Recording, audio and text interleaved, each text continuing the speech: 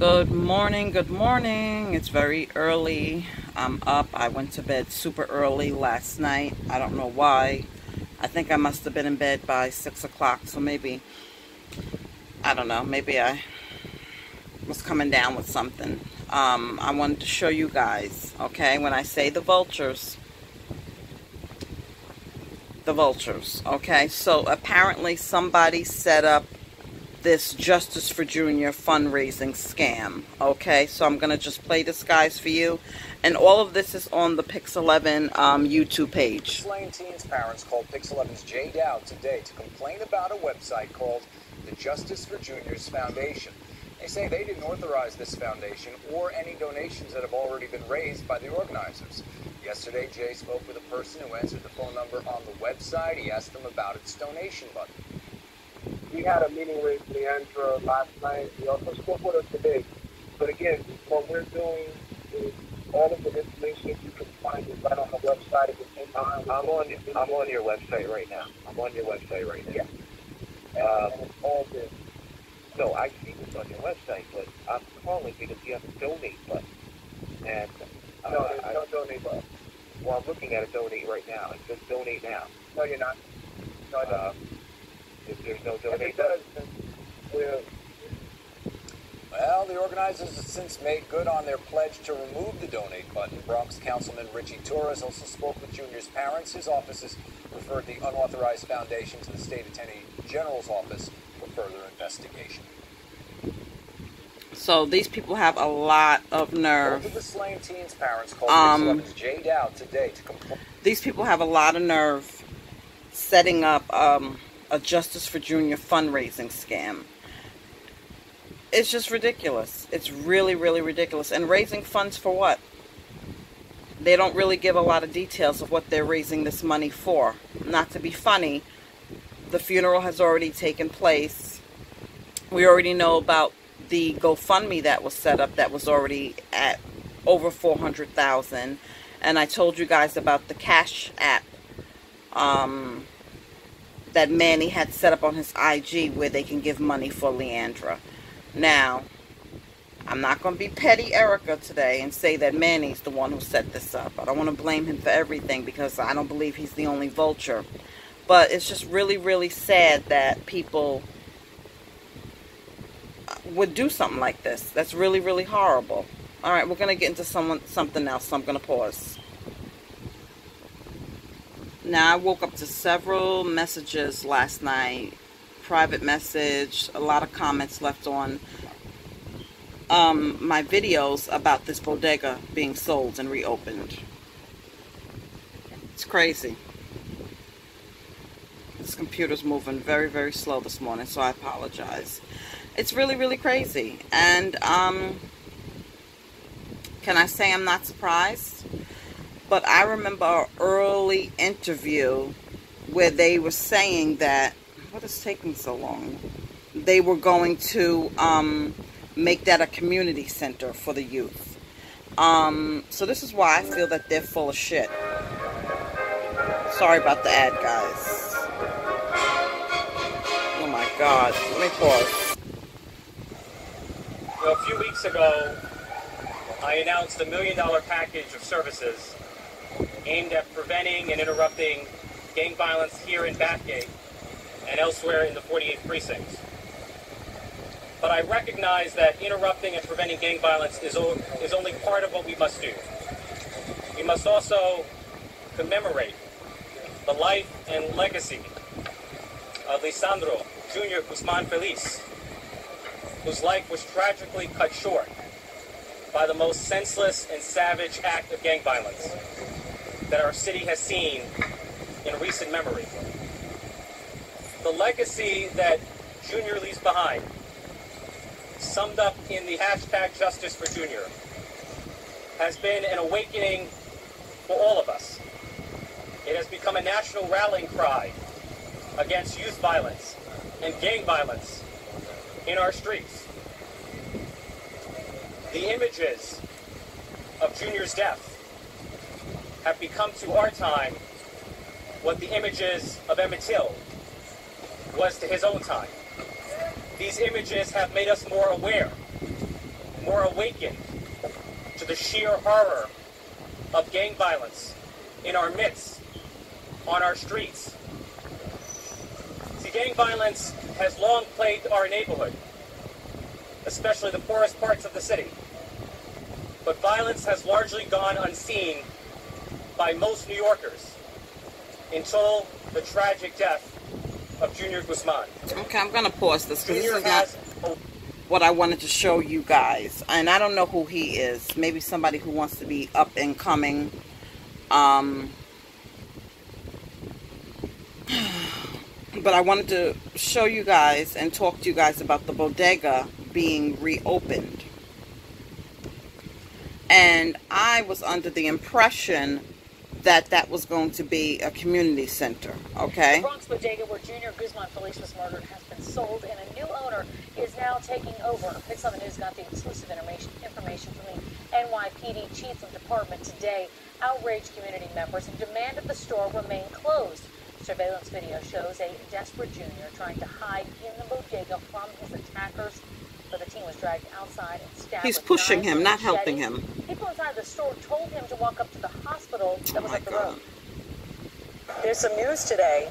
There was a big thing about not opening the bodega again, but now the old owners are gone? Yes, new ownership is taking over. I believe today is their first day of owning this bodega. So the old ownership that was here is gone, and new owners took over ownership today. Well, 12 alleged gang members have been accused in Junior's murder, and it's unclear when exactly that bodega will reopen. So he acts like because the old owners are gone, that's okay, and like the people are supposed to forget. I won't be surprised, guys, if the new owner paints over that mural, because they might not want any ties to the tragedy. They probably won't want to be boycotted for something that they had nothing to do with. It's just, I don't know, and I'm going to look for the city councilmen that were saying that that bodega was going to become a youth center. Because already, if that's the case, the city is already reneging on what they said they were going to do, and that's why I'm a negative Nancy when they talk about how they're going to do all these things for the community. Let me tell you something. Don't be surprised if this story fades away, okay? Seriously, we're keeping it alive. The public is what's keeping the interest and alive to this case. Trust me, okay? I'm going to pause. And then I click on Instagram. And of course, my friend Manny. He's up to 30.2K followers. God, look at him. He, what do I see? Another interview with Leandra. Okay, they just can't leave this woman alone. He's taping the video from his cell phone. They're in his house, in her house, and asking her, you know, the same old interview over and over again.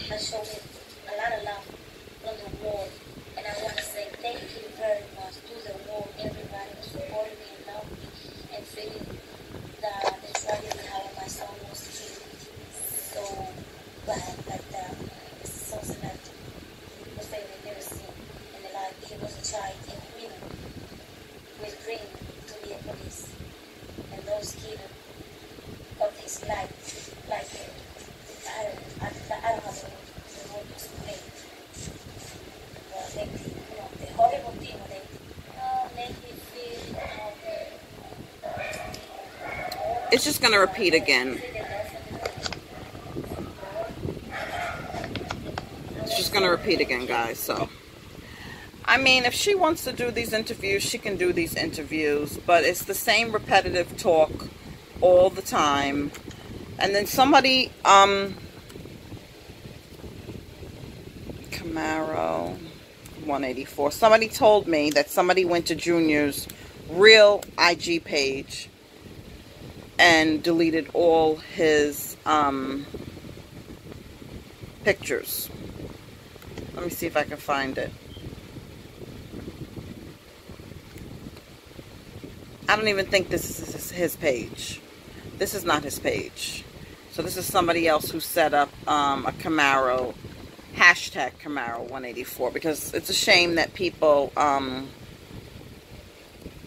have set up so many of these pages. You don't know who's who anymore.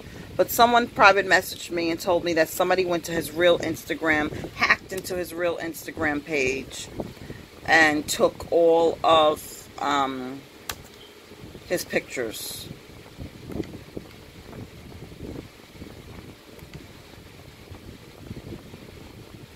Down.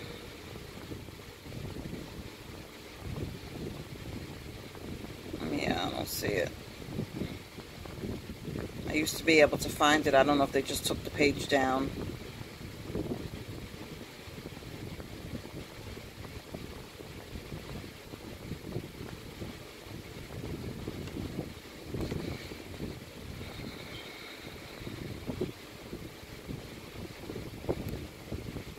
Yeah, no, this is another fan page. Let's see what they're talking about.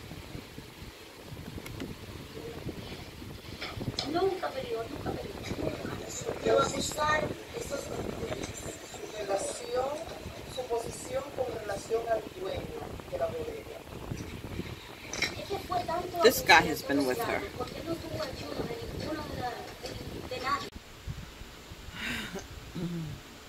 I'm not surprised, y'all, about the Bodega reopening.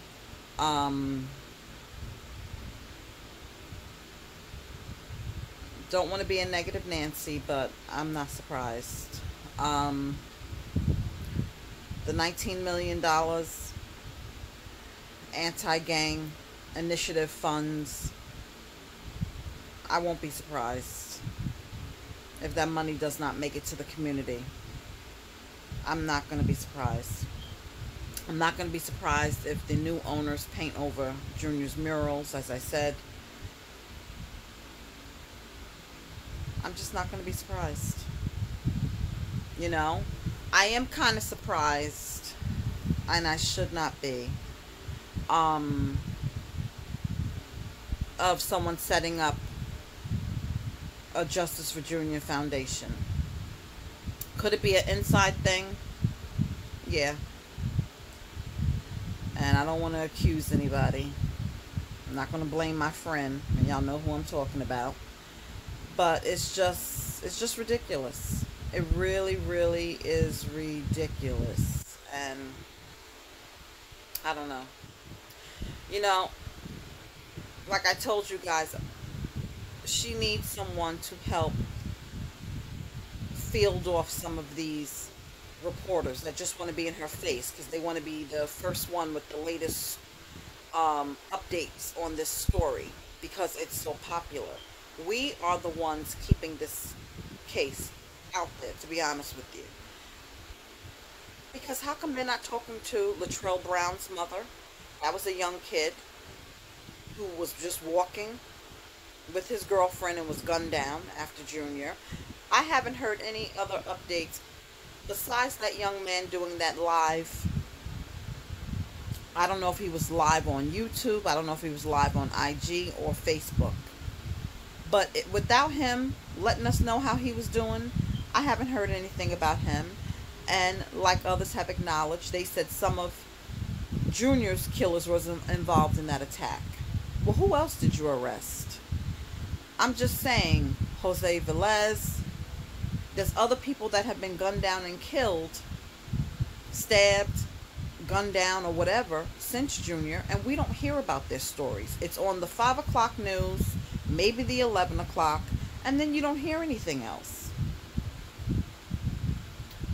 Is there going to be a street named after Latrell Brown in Brooklyn? Are they, what I'm trying to say is people are using this young man's death because of our outrage, because of our, um, across the world, this case is very high profile. So they're using that to their advantage. They are. Frankly, if you knew you wasn't gonna put that street sign up until 2019, then you could have did the ceremony after the trial. Okay? And first of all, somebody had to know that that bodega was being sold. And Lipstick and Sofrito, she's in the comments, and I've told you guys to check out one of her other videos that she had did. Even she had said that the owner of the bodega wasn't the actual owner of the building. He was renting it. Listen, I know the man, listen, the owner of it wanted to get rid of it. I know he wasn't going to let it sit there. He still has to pay a mortgage, taxes, or whatever on it.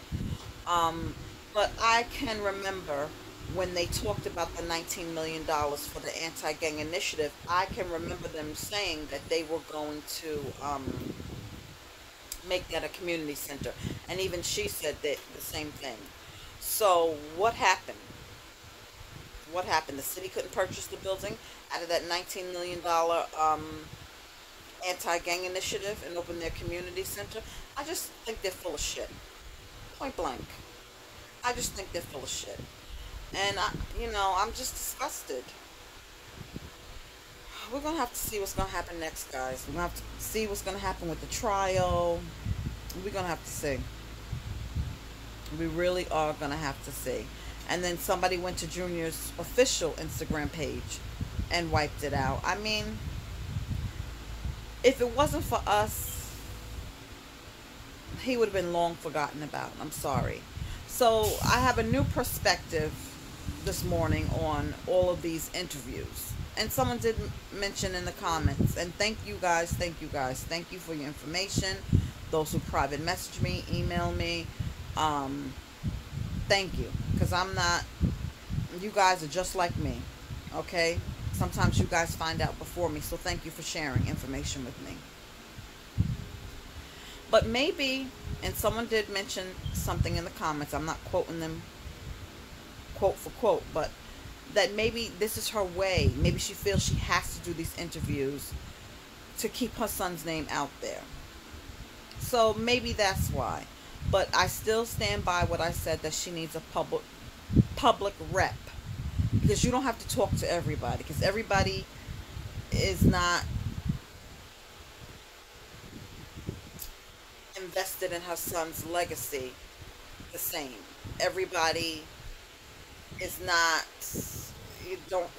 they may, I guess one hand washes the other. So she gets to put her son's name out there and they get the inside scoop. I don't know. But I just feel that she needs somebody by her side to field off the vultures. Because she doesn't have to talk to everybody. Especially the same repetitive questions over and over and over again. So we're going to have to see, y'all. But I'm just really ticked. I'm really ticked because already I feel like that's one thing that you said was going to happen that's not going to happen. You know what I mean? The city could have purchased that building. And I really hope they don't paint over that mural. But I don't see the unless the new owner comes in with an attitude. But I heard someone tell me, whether it was private message, that he already, they had candles on the side of the building, like a couple of candles. He'd already crushed them, they said, with his foot, saying, "You're not going to burn down my building." So he might not want that mural there. He might not want anything tied to the old owners. And listen, whoever purchased that, and someone did mention in the comments that maybe the people in the community, they need that store that don't drive. Maybe so. I don't know. I don't know. I don't know. I don't know what else to say, guys. I really, at this point, I don't know what else to say. But thank you guys, as always, for watching my videos. I'm just going to try to finish getting myself together. I'm up freaking early. My face is already done. I didn't do a get ready with me because my husband was still sleeping, but I'm just up early because I went to bed probably, I don't know, 6 o'clock last night. Maybe 6:30, if that late. And I slept till about 10, 11, woke up for a little bit and back to sleep. So, I don't know, I'm just up. But thank you as always for watching my videos. Let me know what you guys think.